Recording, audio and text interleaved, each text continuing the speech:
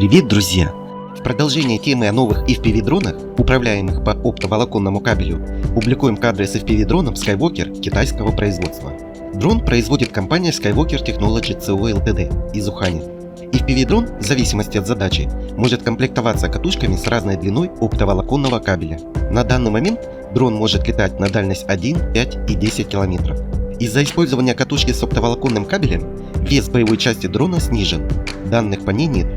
К примеру, катушка с кабелем длиной 5 км весит 1 кг, следовательно, катушка с длиной кабеля на 10 км будет весить около 2 кг.